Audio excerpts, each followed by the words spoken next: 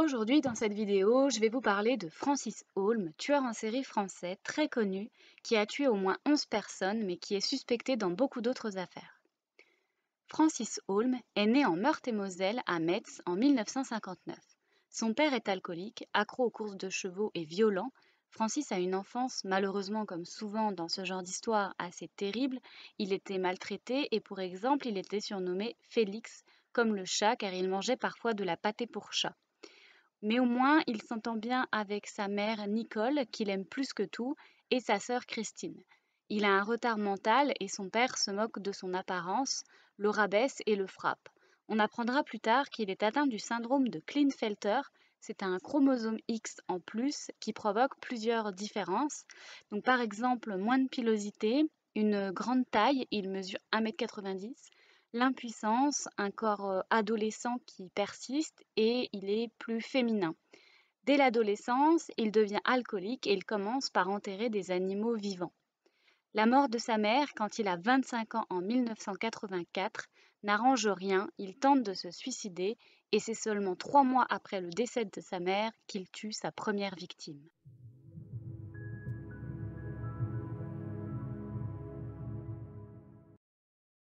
Nous sommes en novembre 1984. Francis Holm est parti après la mort de sa mère de la maison à pied, car il n'a pas de permis, et il voyage.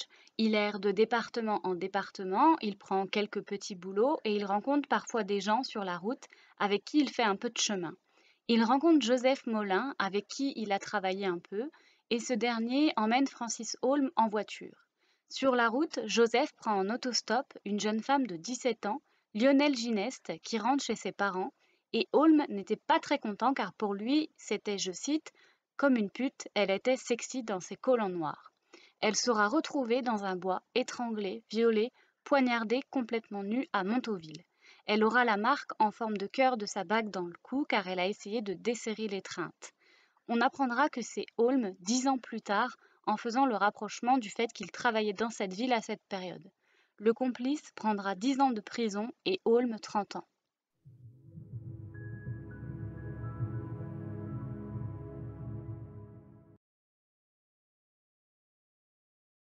Le 28 septembre 1986, Cyril Beining et Alexandre Beckrich, 8 ans, sont retrouvés morts à Montigny-lès-Metz.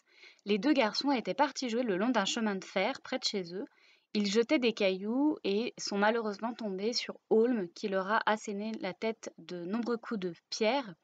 Patrick Dils, un jeune adolescent de 16 ans, apprenti cuisinier, a passé 15 ans en prison pour ce meurtre. Il habitait la rue du Chemin de Fer et il a été dénoncé dans un appel anonyme.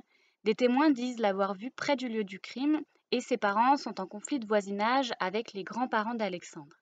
Dils avoue les meurtres sous la pression après 36 heures de garde à vue, mais il faut savoir que 2 autres personnes ont avoué également qu'il était très intimidé par les gendarmes et il se rétracte plus tard.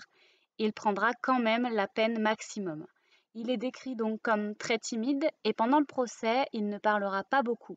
Il est effrayé et qui plus est, il a une rage de dents, si bien qu'il ne dira presque rien, ce qui va beaucoup le desservir.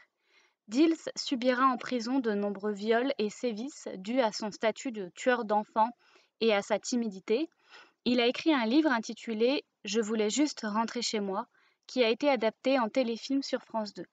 Dès 1999, on sait que Holm travaille à 400 mètres des lieux à ce moment du crime et le doute s'installe, mais la justice est très longue et Dils ne sera libéré qu'en 2002 sans pouvoir prouver que Holm est coupable.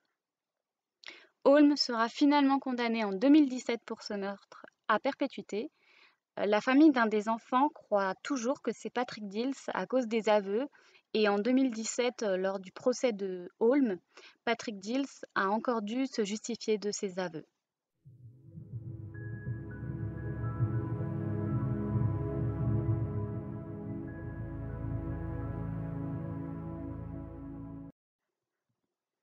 Holm continue sa route, parfois et même assez régulièrement, il fait des séjours en hôpital psychiatrique parce qu'il se mutile. Et le 29 décembre 1986, soit 3 mois plus tard, cette fois avec 2 autres hommes, il emmène de force dans une voiture une femme de 26 ans, Annick Maurice, qui se rend à pied à son travail dans un supermarché pour 5 heures du matin. et les 3 complices la forcent donc à rentrer dans la voiture. Holm la frappe à la tête et l'étrangle. Le corps est retrouvé seulement 6 mois plus tard et le meurtre est élucidé 15 ans plus tard. L'un des complices prendra 15 ans de prison, l'autre décédera d'ici le procès et Holm prendra 30 ans. Le 22 juin 1988, soit 1 an et demi après le précédent meurtre, mais entre-temps on ne sait pas, il y a peut-être eu d'autres meurtres, Georgette Manès, 86 ans, et Ghislaine Ponsard, 61 ans, deux retraitées voisines sont retrouvées dans le couloir par le fils de Georgette, décédé. Elles ont reçu plusieurs coups de couteau. Georgette a reçu 8 coups de couteau et Ghislaine Ponsard en a reçu 51. Holm a avoué ce meurtre, puis il s'est rétracté plus tard comme il le fait souvent, mais il a quand même été condamné pour ce meurtre. En avril 1989, Holm séjourne dans le centre psychiatrique de Antibes-Juan-les-Pins, mais il sort la journée et il tue un petit garçon belge de 9 ans, Joris Viville, dans un camping. Le garçon revenait des toilettes qui étaient près de la caravane de ses parents et Holm l'aborde en lui demandant l'heure, mais le garçon est belge, il parle flamand et il ne comprend pas, ce qui énerve Holm.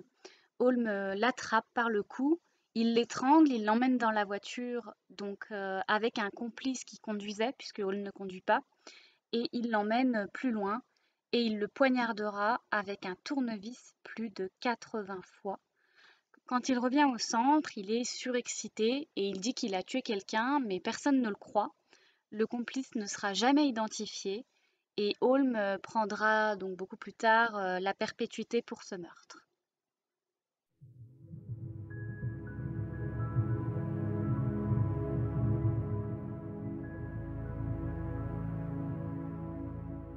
Le 14 mai 1989, une aide-soignante de 49 ans, Aline Pérez, est retrouvée morte sur une plage près de Brest, criblée de coups de couteau. L'autopsie révèle qu'elle a reçu des coups au niveau de la gorge, du rein et du cœur avec un petit couteau du genre Opinel. Un gendarme remarque tout de suite que le meurtre est le fruit d'un tueur expérimenté qui a déjà tué. Ce gendarme, c'est Jean-François Abgral, qui a beaucoup contribué à l'arrestation de Francis Holm. Une partie de la plage était fréquentée par des SDF et des toxicos, et des témoins indiquent aux gendarmes que 2 hommes mal habillés traînaient dans le coin et observaient Aline.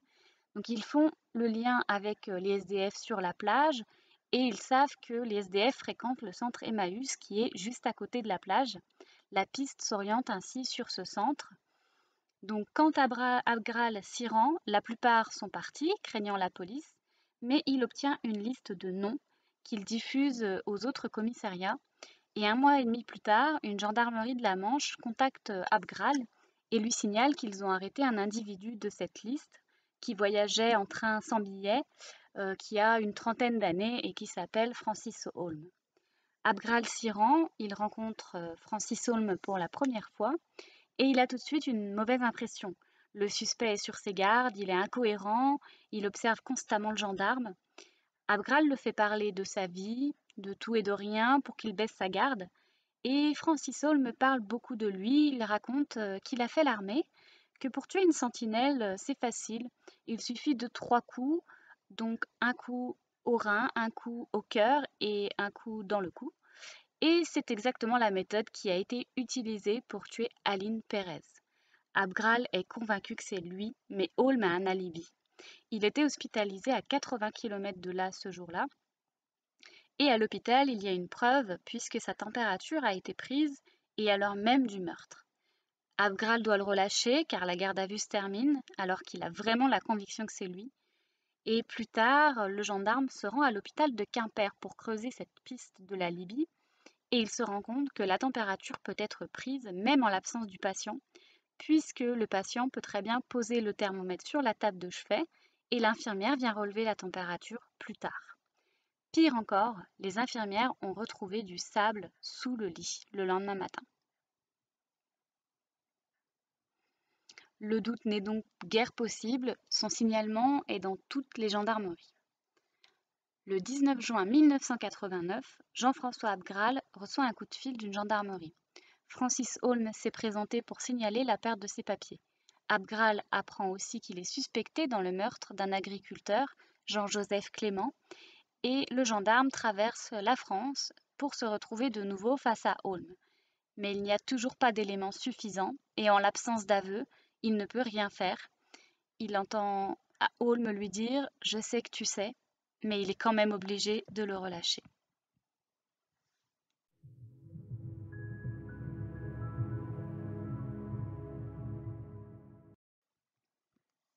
Le 18 juillet 1989, Sylvie Rossi, 30 ans, s'arrête en voiture pour consulter sa carte routière. Holm lui demande de le prendre en stop et méfiante, elle refuse. Elle a été battue à mort et son corps a été retrouvé dans un chemin. Il était a priori seul pour ce meurtre et a été condamné à perpétuité.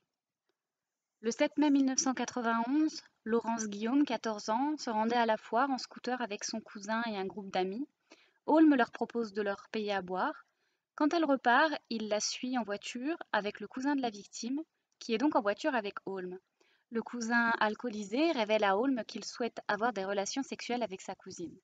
Ils percutent le scooter et ils emmènent de force Laurence Guillaume dans un champ. Son cousin finalement n'arrive pas à la violer et Holm lui donne 17 coups de couteau. Son corps sera retrouvé dans ce champ le lendemain. 7 mois plus tard, le 5 janvier 1992, à Boulogne-sur-Mer, le corps d'un homme à moitié déshabillé est retrouvé en bas d'une falaise.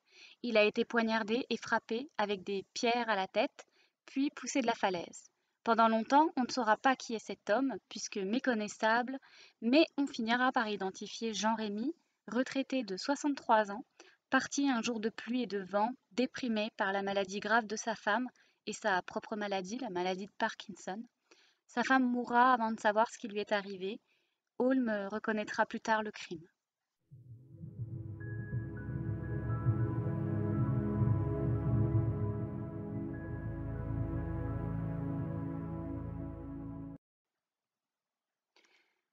Fin 1991, un SDF est arrêté et il témoigne qu'il était là le jour du meurtre d'Aline Pérez sur la plage et qu'il a vu Francis Holm la tuer. Abgral peut enfin arrêter Holm et il l'arrête le 7 janvier 1992 en Alsace. Holm avoue le meurtre d'Aline et il détaille tout. Il avoue aussi le meurtre de Jean-Joseph Clément, l'agriculteur, mais se ravise plus tard et n'est pas reconnu coupable pour ce meurtre. En août, les gendarmes font appel au service technique de recherche judiciaire pour obtenir des informations sur Francis Holm. Ils retrouvent quand il est verbalisé dans les trains ou pour vagabondage, ou dans les bagarres, dans les foyers Emmaüs, dans les mairies pour aller chercher les colis alimentaires. Il y a aussi des traces dans les hôpitaux psychiatriques et on retrace son itinéraire. Il a traversé 87 départements, il est même passé en Belgique, en Espagne et en Italie. Et avec le mode opératoire, on recoupe toutes les affaires non résolues. Il en ressort 44 cas qui peuvent lui être attribués. Holm n'a jamais violé puisqu'il était impuissant, mais plutôt par procuration, c'étaient ses complices qui violaient. Il tue de façon très violente, il n'y a pas de victime type. Holm ne parle pas de meurtre mais de pépin. Il change souvent de version, il avoue, il se rétracte, il mélange les affaires, il se présente souvent comme le témoin du meurtre, ou même celui qui a essayé d'aider. Mais quand on le met face aux contradictions, il finit par avouer. Il a été suspecté dans plusieurs autres affaires, sans qu'on puisse prouver que c'était lui, donc il y a sans doute de nombreux autres meurtres qu'on pourra lui attribuer plus tard. Il est actuellement à la prison de Metz et ne sortira bien sûr jamais. Voilà, c'est tout pour cette histoire. Je n'ai pas forcément tout dit, ce serait beaucoup trop long, il y a énormément d'éléments, donc je vous mets plein de liens en barre d'infos et je vous dis à bientôt pour une prochaine vidéo.